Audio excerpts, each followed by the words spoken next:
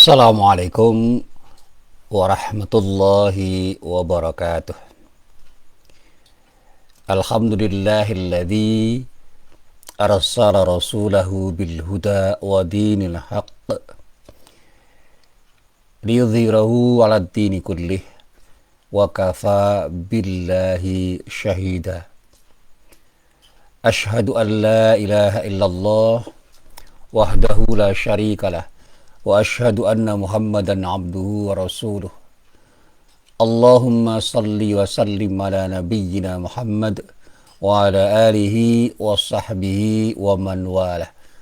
Amma ba'd. Para jamaah yang dirahmati Allah, alhamdulillah pagi ini kita bisa berjumpa lagi dalam kuliah sahur untuk edisi yang ketiga.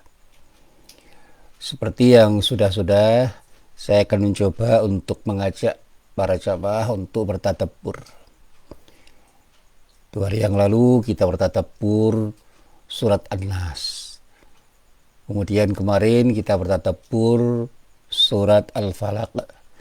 Dan sekarang kita bertadabbur surat Al-Ikhlas.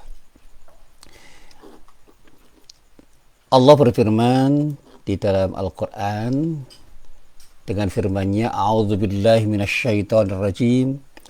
Bismillahirrahmanirrahim. Qul huwallahu ahad. Allahus samad. Lam yalid wa lam yulad wa lam yakul lahu kufuwan ahad.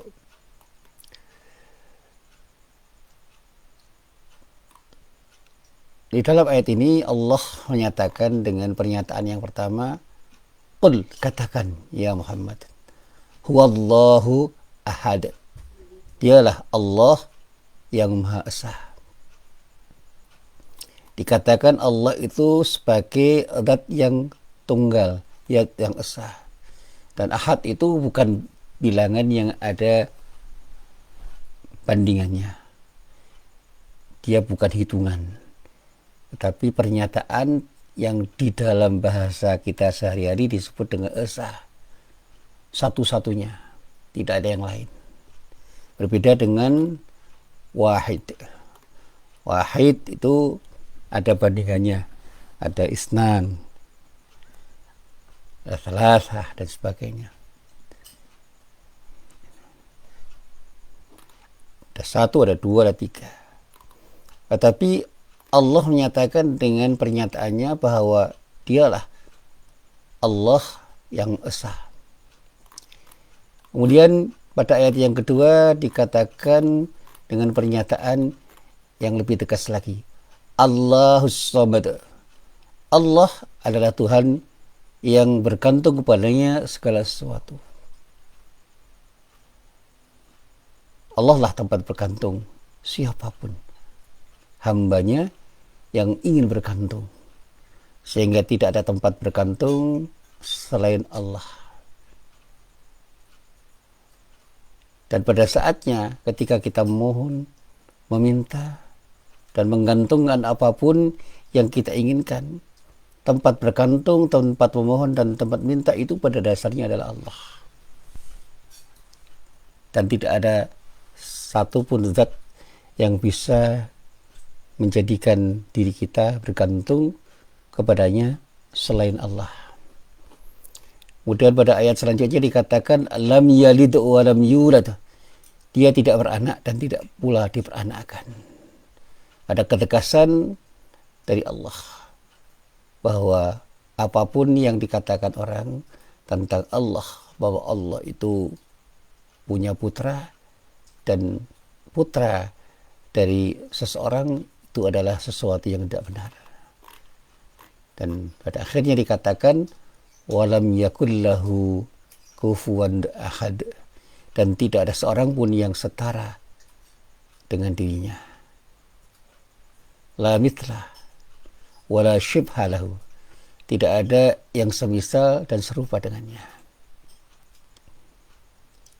Allah menegaskan bahwa tidak ada sesuatu pun yang setara, tidak ada sesuatu pun yang sebanding dengan dirinya, baik dalam zat dan sifat serta perbuatannya. Dan inilah yang dinyatakan oleh Allah di dalam surat Al-Ikhlas. Para jamaah yang dirahmati Allah, para ulama menyatakan bahwa surat ini adalah surat Makkiyah, yaitu surat yang diturunkan rangkaian ayatnya sebelum Rasulullah hijrah.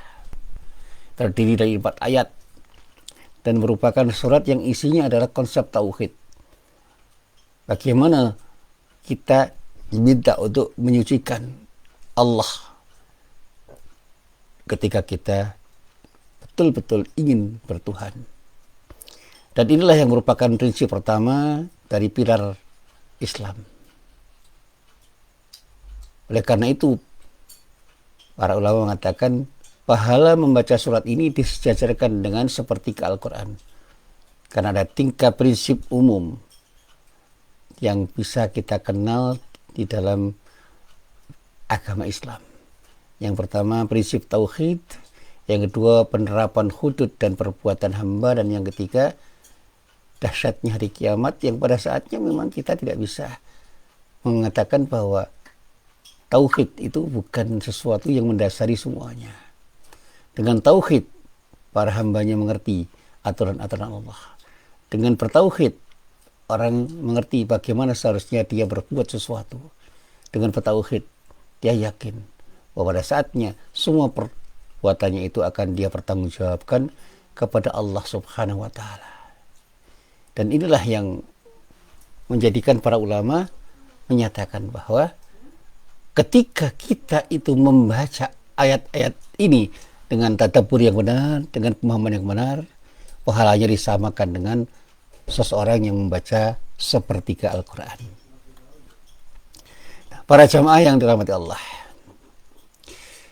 pernyataan Qul huwallahu ahad ini pernyataan Allah yang tegas, yang dinyatakan antara lain oleh Imam Ar-Razi dalam kitab Mafatihul Ghaib juz 4 halaman 470, bahwa ada sebuah riwayat yang menyatakan bahwa orang musyrik itu pernah mengutus Amir bin Tufail kepada Muhammad Nabiullah sallallahu alaihi wasallam untuk menyampaikan amanah mereka kepada beliau. Ia berkata, "Ya Muhammad, engkau telah memecah belah keutuhan kami, memaki-maki Tuhan kami, mengubah ajaran agama nenek moyangmu. Jika engkau miskin dan mau kaya, kami berikan engkau harta.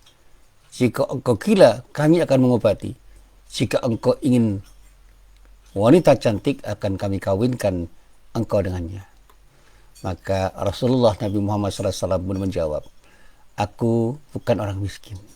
Aku bukan orang gila. Aku bukan orang yang ingin kepada wanita. Aku adalah Rasulullah yang mengajak kalian untuk meninggalkan penyembahan berhala dan mulai menyembah Allah yang Maha Esa." Kemudian mereka mengutus utusannya yang kedua kalinya dan bertanya kepada Rasulullah SAW, "Terangkanlah kepada kami, seperti apa Tuhan yang kau sembah itu? Apakah dia itu dari emas atau dari perak?" Nah, dari pertanyaan ini Allah menurunkan surat Al-Ikhlas ini. Nah, para jamaah yang dirahmati Allah, surat ini, kata para ahli tafsir, meliputi dasar yang paling penting dari risalah Nabi Muhammad SAW, yaitu bagaimana kita harus mentauhidkan Allah dan menyucikannya, serta meletakkan pedoman umum dalam beramal sambil menerangkan amal perbuatan yang baik dan yang jahat, menyatakan keadaan manusia sesudah mati mulai dari sejak berbangkit sampai dengan menerima balasan berupa pahala atau dosa. Ketika diriwayatkan bahwa surat ini ketika dibaca sebanding dengan membaca seperti Al-Quran, karena siapapun yang menyelami artinya dengan bertafakkur yang mendalam, niscaya jelaslah kepadanya bahwa semua penjelasan dan keterangan yang terdapat di dalam Islam tentang tauhid dan kesucian Allah, tentang tauhid dan kesucian atau kemahasucian Allah dari segala macam kekurangan merupakan rincian dari isi surat ini. Pada ayat ini Allah memerintahkan kepada Nabi Muhammad SAW untuk menjawab pertanyaan orang-orang yang menanyakan tentang sifat Allah Tuhan yang disembah, bahwa dialah Allah yang Maha Esa, tidak tersusun dan tidak terbilang, Karena berbilang dalam susunan zat berarti bahwa bagian kumpulan itu memerlukan bagian yang lain. Sedang Allah sama sekali tidak memerlukan sesuatu apapun.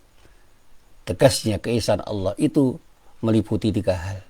Dia Maha Esa pada zatnya, Maha Esa pada sifatnya, dan Maha Esa pada perbuatannya. Maha Esa pada zatnya berarti zatnya tidak tersusun dari beberapa zat atau bagian. Maha Esa pada sifatnya berarti tidak ada satu sifat makhluk pun yang menyamainya. Dan Maha Esa pada af'al atau perbuatannya berarti hanya Dialah yang membuat semua perbuatan itu sesuai dengan firman-Nya.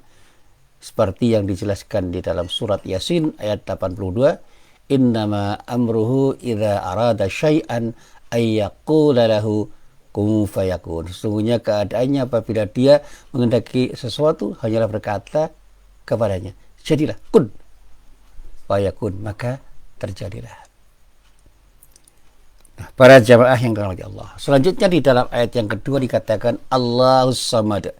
Allah adalah Tuhan yang bergantung kepada segala sesuatu. Pada ayat ini Allah menegaskan dan menambahkan penjelasan tentang sifat Tuhan yang Maha Esa itu, yaitu Dialah Tuhan tempat semua orang meminta, tempat semua orang mohon, tempat semua orang bergantung. Lam yalid wa lam yulad.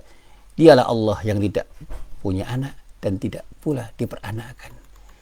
Di dalam ayat ini Allah menegaskan bahwa Maha Suci Dia dari mempunyai anak. Ayat ini juga menentang dakwaan orang-orang musyrik Arab yang mengatakan bahwa malaikat-malaikat adalah anak-anak perempuan Allah, dan dakwaan orang Nasrani bahwa Isa adalah anak laki-laki Allah, sebagaimana yang diriwayatkan oleh para ulama tentang sikap orang Yahudi dan orang Nasrani pada waktu itu, di mana mereka yang pertama orang Yahudi mengatakan bahwa malaikat-malaikat itu adalah anak-anak perempuan Allah. Di antara anak-anak yang berupa malaikat itu adalah Uzair. Uzair adalah anak Allah. Dan dakwah orang Nasrani yang mengatakan bahwa Isa adalah anak laki Allah, itulah yang selalu dinyatakan oleh orang-orang kafir pada waktu itu dan ditentang oleh Allah dengan penjelasan ayat ini. Dan malaikat-malaikat itu seringkali diumpamakan oleh orang-orang musyrik Arab sebagai anak-anak perempuan Allah. Dan pada saatnya mereka yakin betul, dan keyakinan itu dibantah oleh Allah di dalam ayat ini. Di dalam ayat yang sama Allah berfirman, misalnya pada surat As-Saffat mulai ayat 149 sampai ayat 152. Allah berfirman, "Fastaftihim ali rabbikal banatu walahumul banun am khalaqnal malaikata inatha wa hum syahidun ala innahum min ifkihim la yaqulun baladallahu wa innahum lakadzibun." Tanyakanlah ya Muhammad kepada mereka orang-orang kafir Mekah, apakah untuk Tuhanmu anak-anak perempuan dan untuk mereka anak laki-laki? Atau apakah kami menciptakan malaikat-malaikat berupa perempuan dan mereka menyaksikannya? Kemudian bahwa sesungguhnya mereka dengan kebohongannya benar-benar mengatakan Allah beranak, dan sesungguhnya mereka benar-benar orang-orang yang berdusta. Para jamaah yang dirahmati Allah, disinilah para ahli tafsir mengatakan bahwa ayat ini adalah ayat yang menegaskan bahwa Allah tidak beranak, tidak pula diperanakkan. Dengan demikian dia tidak sama dengan makhluk yang lain. Dia berada tidak didahului oleh ketiadaan. Maha suci Allah dari apa yang mereka tuduhkan. Bahkan Abdullah bin Abbas mengatakan dia tidak beranak sebagaimana Maryam melahirkan Isa alaihissalam, dan tidak pula diperanakkan. Ini adalah bantahan terhadap orang-orang Nasrani yang mengatakan Isa al-Masih adalah anak Allah, dan bantahan terhadap orang Yahudi yang mengatakan Uzair adalah anak Allah.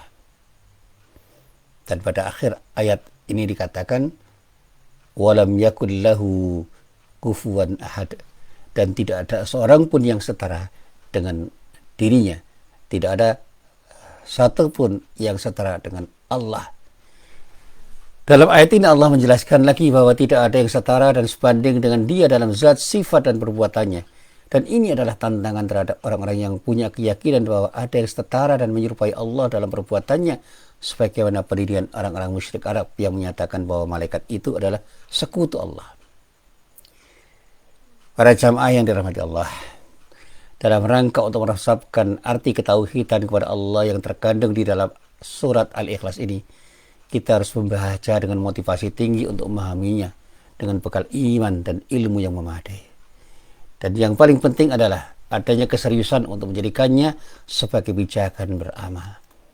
Karena kandungan makna la ilaha illallah hanya akan dapat menggerakkan diri kita untuk menjadi muslim kafah ketika kita mampu membacanya dengan sepenuh hati, seperti ungkapan Ibnu Hajar Al-Asqalani di dalam kitab Fathul Bari mengutip perkataan Ibnu Ishaq ketika Rasulullah mengutus Al-Ala bin Al-Hadrami.